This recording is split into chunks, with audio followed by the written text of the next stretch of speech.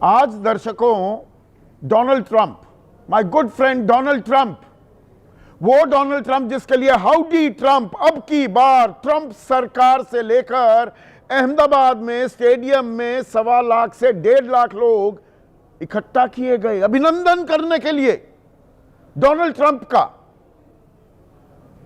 दोस्ती यारी के कसीदे पढ़े गए, गढ़े गए। ट्रंप नहीं माने। ये कैसा दोस्ताना? ट्रंप नहीं माना। टैरिफ लगा दिया है भारत पर 50%। 50। अब इसे थोड़ा परिप्रेक्ष्य में डालूं तो तस्वीर थोड़ी और साफ होगी। चीन जो जानी दुश्मन है, दुश्मन नंबर 1 अमेरिका का, चीन पर टैरिफ लगाया गया है 30%, सिर्फ 30%, और उस पर भी अभी फिलहाल विराम लगा हुआ है। लेकिन भारत पर अतिरिक्त है ये टैरिफ। पहले का टैरिफ तो चलता रहेगा, अतिरिक्त 50% लगा दिया गया है। वियतनाम पर 20%, पाकिस्तान पर 19%। पिद्दी ना पिद्दी का शोरबा और फेल्ड स्टेट। वहां दोस्ताना निभाया जा रहा है, तो यह कैसा दोस्ताना था? 10 बार अमेरिका दौरे पर गए हैं पिछले 11 साल में प्रधानमंत्री मोदी। 7 बार डोनाल्ड ट्रंप से मिले हैं। तो ये क्या हुआ? दोस्ती यारी हम सही तरह से नहीं कर पाए, या अमेरिका अपने हित साध रहा था, हम अपने से हित साधने की प्रक्रिया को पूरा समझ नहीं पाए, मुकम्मल अंजाम तक नहीं ले जा पाए। और इसका असर क्या होगा उस पर तो मैं आगे आऊंगा। लेकिन जैसे ही ये टैरिफ लगा, अब हमें स्वदेशी संकल्प भी याद आने लगा कि जी आत्मनिर्भरता की ओर बढ़ेंगे, आत्मनिर्भर भारत बनेगा, स्वदेशी पर जोर दिया जाएगा, हम किसी के आगे डरने वाले नहीं, झुकने वाले नहीं। तो बहुत अच्छा है, स्वदेशी तो किया जाना चाहिए। मेक इन इंडिया किया गया था गाजे बाजे के साथ 10 साल पहले। लक्ष्य रखा गया था 25% सकल घरेलू उत्पाद का हिस्सा या योगदान मैन्युफैक्चरिंग सेक्टर देगा। 10 साल बाद पता है कितना दे रहा है? तब वो 15-16% देता था योगदान, वो 12% हो गया है। कब नॉर्मल तेल होगा, कब राधा नाचेगी, और हम कितनी तैयारी के साथ इस आपदा से लड़ने को तैयार है। तो आज हम बात करने वाले हैं टैरिफ वॉर की। वो जो टैरिफ लगा दिया है अमेरिका ने भारत पर 50%, पहले 25% लगा था 7 अगस्त को, 27 आज तारीख जो है 25% और 50% अतिरिक्त टैरिफ। दुनिया में सबसे ज्यादा भारत पर, चीन पर भी 30% लगा है। और हम कहते थे हमारा दोस्त है अमेरिका। पर अब उन बातों से हटकर यकायक सबको स्वदेशी याद आ गया है, आत्मनिर्भर भारत का सपना सब देखने लगे हैं। अभी कुछ देर पहले सरसंघचालक मोहन भागवत बोले कि स्वदेशी को प्रोत्साहन मिलना चाहिए, तो देते ना भाई। 11 साल से सरकार किसकी है? और कमाल का अर्थशास्त्र का ज्ञान भी दिया मोहन भागवत ने। कहा घर का खाना खाओ, पिज्जा खाने की क्या जरूरत है।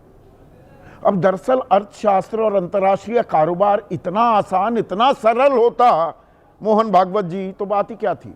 फिर तो दाल रोटी खाओ, प्रभु के गुण गाओ और सोने की चिड़िया बन जाओ। या वसुदेव कुटुंबकम, पूरी दुनिया अब एक परिवार, एक घर हो चुकी है।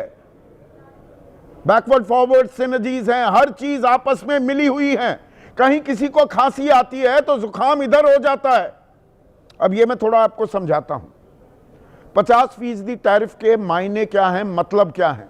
भारत का सबसे बड़ा ट्रेडिंग पार्टनर अमेरिका था, सबसे ज्यादा निर्यात करते थे, आयात बहुत कम था। यानी कि बैलेंस ऑफ ट्रेड, व्यापार का संतुलन भारत के पक्ष में था। हम ज्यादा माल दे रहे थे भाई, कमाई ज्यादा हो रही थी। चीन से भी कारोबार करते हैं, पर वहां से माल ज्यादा मंगाते हैं, उनको देते बहुत कम है। तो एडवर्स बैलेंस ऑफ ट्रेड था। अब अमेरिका को हम कुल निर्यात इस साल जो बीता वित्त वर्ष गया 7,56,000 करोड़, बिलियंस में आंकड़े नहीं दूंगा, सारे चैनल वाले आपको बिलियन में ही घुमाते रहते हैं, मैं बिल्कुल रुपयों में आपको समझाऊंगा कहानी। और ये 50% जो टैरिफ है इसका असर पड़ने वाला है लगभग 60% सामान जो हम निर्यात करते हैं, अमेरिका को एक्सपोर्ट करते हैं। तो इसका असर यह होगा कि अगले साल हम अमेरिका को सिर्फ 4,36,000 करोड़ का ही निर्यात कर पाएंगे। 3,30,000 करोड़ का नुकसान दर्शकों, 3,30,000 करोड़ छोटा मोटा अमाउंट नहीं होता। 1% तक 0.9% हमारा सकल घरेलू उत्पाद यानी कि हमारी विकास दर गिर सकती है। अब यह भी आंकड़ा आपको समझ नहीं आएगा, इसको भी थोड़ा आसान करता हूं, सरल करता हूं। इसका मतलब यह है कि 20 लाख नौकरियों पर असर पड़ सकता है। 20 लाख नौकरियां चली जाएंगी। एक्सपोर्टर क्या करेगा? खून के आंसू रोएगा, धंधा चौपट हो जाएगा। 6 लाख एमएसएमई पहले ही बंद हो चुकी है देश में, नोटबंदी के चलते, जीएसटी के चलते। स्वदेशी आप करना चाह रहे हैं तो उसमें कितना आगे बढ़े। Make in India, stand up India, startup India, skill India, बड़े दावे किए गए थे। 2015 में लक्ष्य रखा गया 25% योगदान होगा मैन्युफैक्चरिंग का, तब 15-16 था, अब वो 12% रह गया। अब 20 साल का रोड मैप दे रही है निर्मला सीतारमन, और मोहन भागवत ज्ञान दे रहे हैं कि घर का खाना खाओ, पिज्जा को भूल जाओ। अरे पिज्जा को तो भूल जाएं, 10 लाख नौकरियां खतरे में हैं।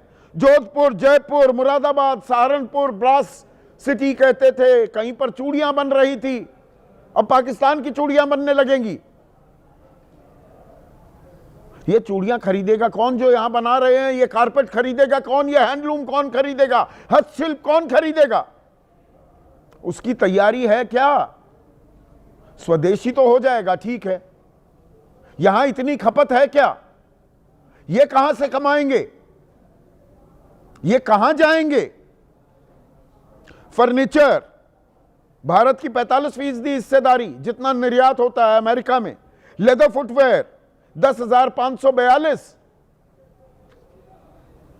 आगरा, कानपुर, रानीपेट फर्नीचर के लिए, जोधपुर, सहारनपुर। क्या करेंगे वहां के कारीगर? जब मांग ही नहीं होगी तो उत्पादन बंद हो जाएगा। उत्पादन बंद हुआ तो रोजगार छिन जाएंगे। और क्योंकि तैयारी नहीं है, अभी से ही माल लेना बंद कर दिया है अमेरिका ने। अगर कोई अच्छी खबर आई भी, जब भी आती है कि भाई ये टैरिफ हट गया या मसला सुलझ गया, तो वापस कारोबार शुरू होने में एक लैग होता है, उसमें 2-3 साल और लग जाएंगे। तब तक क्या करेंगे? अब हम अपना लॉबिंग यानी कि वहां पर लोग हमारी बात कहें, मजबूती से रखें, उसके लिए हमने लॉबिंग फर्म 2-3 और बढ़ा दी हैं। भारत कुल खर्च कर रहा है सालाना 29 करोड़ रुपए अपनी बात वहां पर मजबूती से रखवाने के लिए। पाकिस्तान पता है कितना रख रहा है, कितना खर्च कर रहा है दर्शकों? 63 करोड़। पाकिस्तान 63 करोड़ खर्च कर रहा है, हम 29 करोड़। और हमें लग रहा है कि जो हम कहेंगे वो सारी बात मान जाएगा अमेरिका। वो मानने को तैयार ही नहीं है। देवेंद्र फडणवीस मुख्यमंत्री हैं महाराष्ट्र के, कह रहे हैं टैरिफ की चुनौती को हम लोग अवसर के तौर पर देख रहे हैं। आपदा में अवसर तो तलाश रहे हैं। आपदा आई क्यों? और ये अवसर तलाशने में कितना वक्त लगेगा? अभी तो दवाइयों और स्मार्टफोन पर टैरिफ लगा नहीं है, वो 100% तक भी लग सकता है।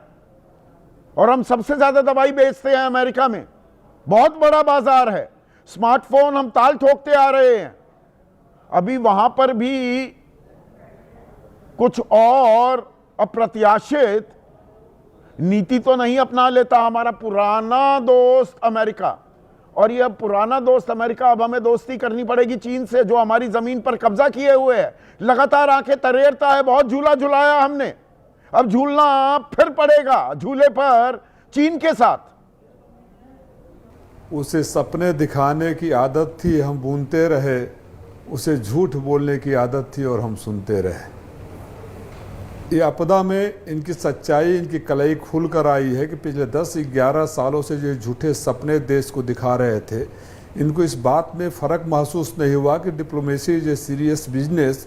लपक कर गले मिलना, हाथ मिलाना, फ़ोटो खिंचवाना, वीडियो बनाना, वहाँ के अखबारों में विज्ञापन देकर अपने को विश्व गुरु बनाना और सीरियस डिप्लोमेसी करना एक अलग बात है। अभी वो तस्वीर हम लोग के जहन में ताज़ा है जो कुछ दिनों पहले हमने लंदन में देखी थी, कैसे हाथ मिलाते हुए, गले मिलते हुए जो तस्वीर वीडियो सोशल मीडिया पर वायरल हुई थी। इससे हमारी हकीकत का एहसास होता है। मैं फिर दोहराऊंगा अपनी उस बात को कि आज़ादी के बाद इतनी लचर, कमज़ोर, ऋण विहीन, नीति विहीन, सोच विहीन, दिशा विहीन विदेश मंत्रालय और विदेश नीति हमारी कभी रही नहीं और देश उसका खामियाजा भुगत रहा है। आज स्थिति ऐसी हो गई, अभी बता रहे थे कि हमने रूस से तेल का आयात कर हमने निर्यात कर दिया। कुछ चंद व्यापारी घरानों को कितना फायदा पहुंचा दिया, इनडायरेक्टली वो बोल रहे थे। देश को क्या मिला, आपने सही सवाल किया, इनके पास जवाब नहीं था। आप तमिलनाडु के तीरपुर से नोएडा से लेके भदोही के कालीन तक और सूरत तक के व्यापारियों से जाकर पूछिए आज देश में स्थिति क्या कर दे। और ये विश्व गुरु बन रहे थे चाइना पर। ये स्वदेशी की हुंकार और अच्छी है बात, हम स्वदेशी आत्मनिर्भरता की बात करें, पर ये बात, ये दावा हकीकत में तब्दील होना, जमीन पर उसे उतारना, उसमें वक्त लगेगा। तब तक क्या होगा? सवाल तो ये है ना, या बस भाई स्वदेशी आ गया, स्वदेशी आ गया, उसमें बात खत्म कर दें। नहीं, संदीप जी, भारतीय जनता पार्टी या देश में आज़ादी से तब से अच्छी सुनने में बहुत अच्छा लगता है, लेकिन हकीकत कुछ और है। कौन दुनिया का ऐसा देश है जो स्वदेशी नहीं करना चाहता? तो इसका मतलब अंतर्राष्ट्रीय व्यापार खत्म हो जाता है क्या? और स्वदेशी के नारा दे रहे हो तो कह दो ना कि चीन से अब इंपोर्ट नहीं करेंगे। दावा कर दीजिए प्रधानमंत्री, जिस चीन को हम सबने सदन में सारी की सारी गाड़ियां रुक कर खड़ी हो जाएंगी। सुपर कंप्यूटर, सुपर चिप्स, वो जो रेयर अर्थ मटेरियल है सारा गाड़ियों में इस्तेमाल होता है, गाड़ियां मिलनी बंद हो जाएंगी। सही कर, वही तो मैं बोल रहा हूं ना कि हकीकत तो कुछ और है। नारा जुमलों पर चलाने और सरकार चलाने वाले अभी भी आत्मचिंतन और मंथन नहीं कर रहे हैं कि उनके रहते देश की स्थिति कैसी हो गई, देश को किस चौराहे पर खड़ा कर दिया। 5 लाख की आबादी वाला हम लोग जहां से लोकसभा चुन कर आते हैं, 32 लाख की आबादी होती है, 30 लाख की आबादी होती है। 5 लाख की आबादी वाला मालदीव हमें आउट इंडिया बोल देता है। नेपाल हमारा भाई था, वहां से जब मन करे तब बॉर्डर के नाम पर घर में घुस आता है। बांग्लादेश को आपने पैदा किया, बांग्लादेश की हालत क्या है? कुछ दिन बाद श्रीलंका से लोग आएंगे, थप्पड़ मार के जाएंगे कि तुमने हमारे रावण को मारा था। ऐसी विदेश नीति होती है। जब बांग्लादेश के साथ हमारा युद्ध, पाकिस्तान के साथ युद्ध चल रहा था और बांग्लादेश को हिंदुस्तान पैदा कर रहा था, 7th फ्लीट अमेरिका ने भेज दिया। रूस आपके साथ खड़ा था और आप यूक्रेन में चले गए जब रशिया और यूक्रेन के साथ युद्ध हो रहा था। क्या मिला आपको? आप सिर्फ फोटोबाजी करेंगे।